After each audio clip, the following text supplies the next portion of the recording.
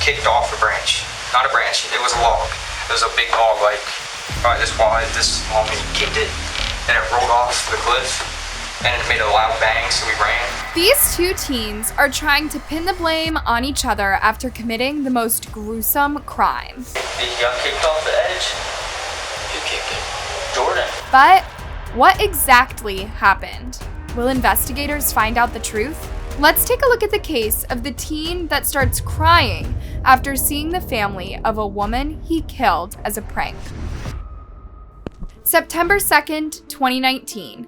It's a beautiful day at the Hocking Hills State Park in Chillicothe, Ohio. Several people had gathered at the park for the Labor Day weekend, including a few high school seniors who wanted to get their pictures taken with the scenic background. Victoria Schaefer, a 44-year-old professional photographer, had even been hired for the job. Victoria owned a photography business in the area and was known to be very passionate about her job. She was also a devoted wife and a mother of 4 children aged between 14 to 20 years old. Those who knew Victoria described her as a kind and compassionate person who always had a heart for others. Her sister said, "It's impossible to walk through Chillicothe, Ohio without running into someone who has a story to tell about something Victoria did for them, how kind she was to them, or how good she made them feel." On this day, Victoria was doing what she did best, making others look and feel good about themselves. And things were going well for a while until tragedy struck. A tree branch fell on her.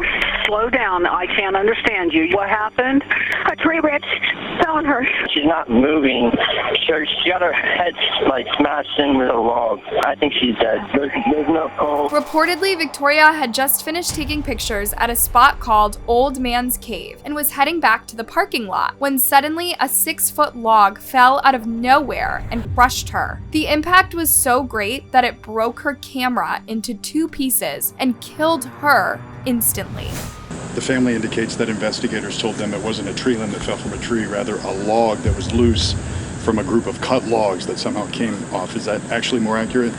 I would say at this point, this is an ongoing investigation. It is developing. We are gathering information. I will say at this point, that is a section of tree that had struck the victim. Victoria's unexpected death left the community shocked and horrified, and her family completely devastated. How could something so horrible happen? 48 hours after Victoria Schaefer's death, in front of her photography studio here, people have already started to drop off candles and flowers to remember her. Really sad because she actually just got this studio. Others who knew Schaefer and her family prayed for them. It still hits me with a lot of shock that she's just not here, and I feel worse for her family, especially her younger daughters. So what really happened? Did the log fall by itself, or was someone behind the grisly death? At first, it did seem like a tragic accident, but then investigators would learn that something much more sinister was involved. At first, it looked like a freak accident in a state park. This professional photographer was taking pictures of some high school seniors.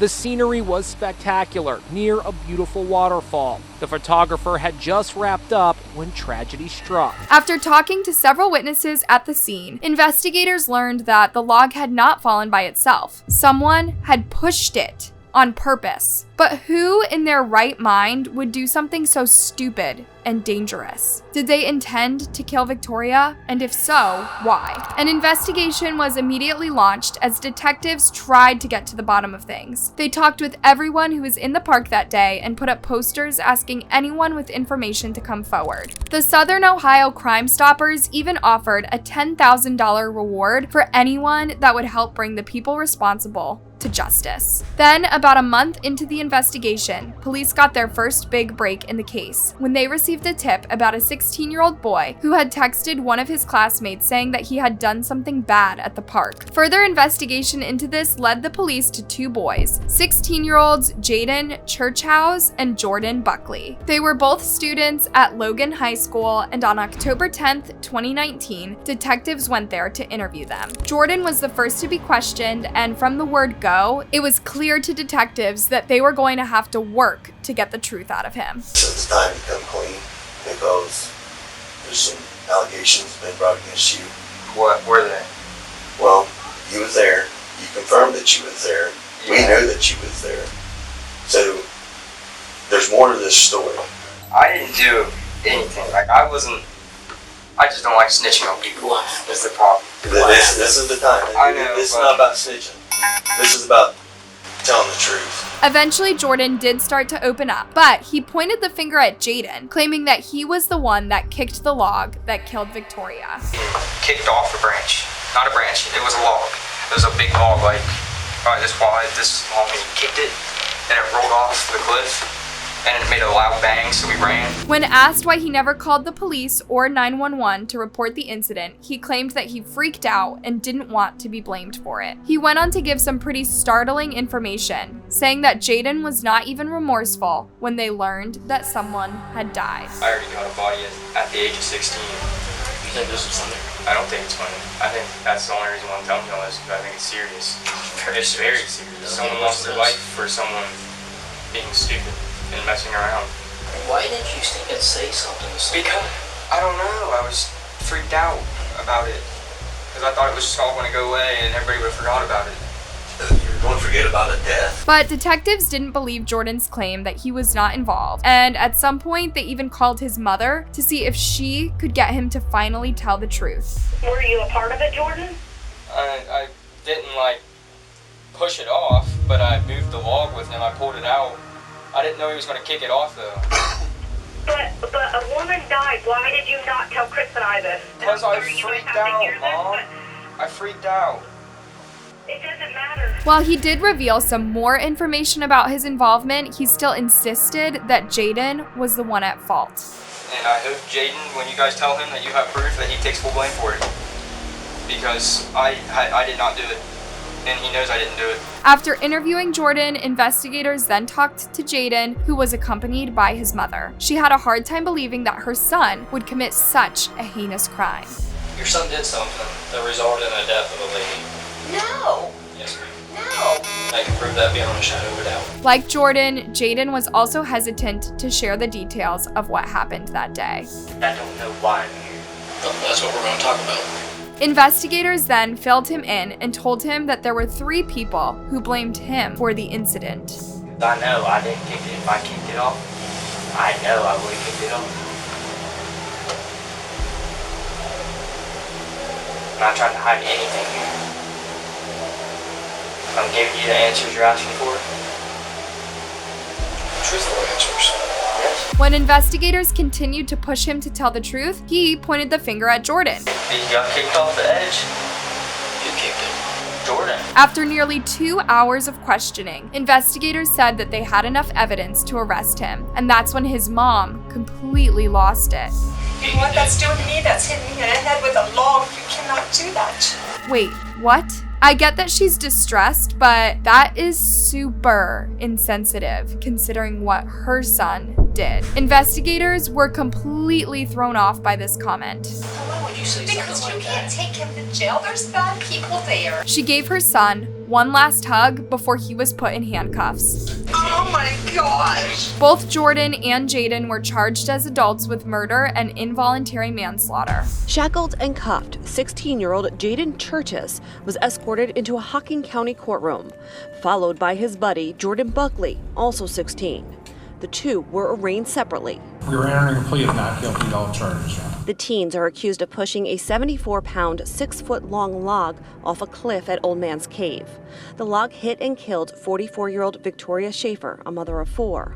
A professional photographer, she was at the state park taking senior photos. Now, Victoria's family was shocked to learn that the people behind their loved one's gruesome death were actually teenagers. Given the chance, what would you say to those 2 boys? Everybody needs to know that there's consequences for their actions. And it makes me really angry, very angry. I mean, it's just an action that I just can't understand how anybody could do that. But despite their grief, the family could not help but feel bad for the students who were with Victoria when she was killed. As hard as it was for me, I even thought, those poor kids, to be there and see something like that. Several of these teens complained about having recurring nightmares, panic attacks at loud noises, intense fear of going in the woods, and guilt for not being able to stop it. One teen who was near Victoria when she was hit said, "I keep thinking it could have been me." And then, just when they thought that they'd heard everything that happened that tragic day, it was revealed that a third person helped to cover up the crime. Third person is now facing charges tied to the death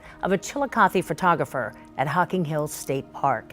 Miranda Spencer was there that day with defendants Jordan Buckley and Jayden Churches. A grand jury has now indicted her on a felony charge of obstructing justice. Apparently, 19-year-old Miranda Spencer, who was a friend of the boys, was there with another girl when the incident happened. She told the detectives she had warned the boys against throwing the log, but they did it to be funny. Jordan looks over the cliff and is like, "There's nobody down there, like, you're good, dude." And then Jayden either kicks it off or pushes it off. I'm not sure. She said that they heard a crashing noise that sounded like wood hitting concrete. And then a guy ran past them saying, "Some lady just got hit by a log. They think she's dead."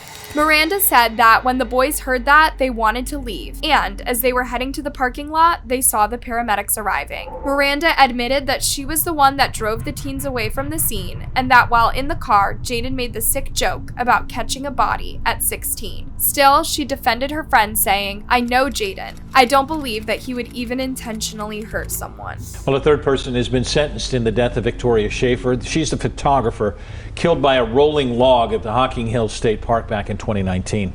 Miranda Spencer of Nelsonville received a suspended 90-day sentence. She pled guilty to obstructing official business. Meanwhile, both Jordan and Jayden took a plea deal that reduced the charges from murder to reckless homicide and transferred the case back to juvenile court. During their sentencing hearing, members of Victoria's family took turns telling the teens just what their stupid actions had caused them. I'm not only still heartbroken over the loss of someone so critically important in my life, but I'm angry that the individuals responsible did not immediately come forward, in fact, hiding the secret among them for over a month until someone else turned them in. Victoria's husband, Fritz Schaefer, described the injuries that his wife suffered that led to her death. A 12-inch gash on her head, 3 inches wide. It broke her spine in 2 places. Her neck and lower down, crushed her chest cavity, and broke 6 of her ribs, along with numerous other internal and external injuries.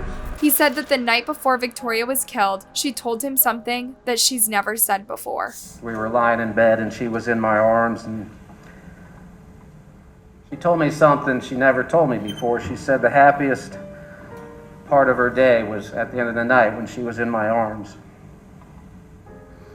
She told me she loved me and couldn't wait to spend the rest of her life with me. I loved her more at that moment than ever before. And the next night she was gone. Victoria's dad, Rick Keup, also spoke and described the close bond that he had with his daughter growing up through Disney trips, rowing events in high school, teaching her to drive, taking her to college, watching her fall in love with Fritz, and being there for the births and childhood of his grandchildren. Mr. Churches, I don't know your heart. Nor do I know whether or not you even have any sorrow or remorse for the terrible thing you've done in taking the life of our dear Victoria. It's not for me to judge you today. Judgment will be made by a greater power on another day when you too leave this earth. Victoria's eldest daughter, Emily, spoke on behalf of Victoria's mother, Jennifer Keup. Because of you, my daughter can't be here today. Because of you, Victoria wasn't able to see her daughter graduate from grade school. She won't be posting any more loving notes on her nightstand every night. Because of you, Victoria wasn't able to enjoy watching her daughter honored on her high school homecoming court last year, and won't see her graduate from high school this spring. Victoria's sister, Catherine, could not hide her emotions as she described the loss of her sister.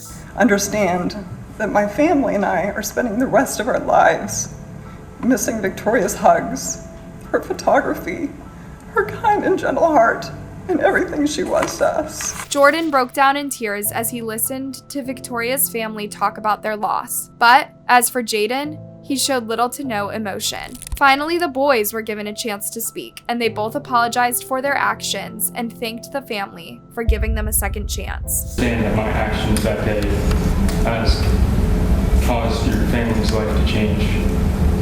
And my hope from all of this is to use this trauma to learn and live the rest of my life in a way that will honor Ms. Schaefer's. Before handing down the sentence, the judge had to make sure the teens understood what they had done. Do you understand that you took a mother of children your age, your same age, that you took their mother? Do you understand that?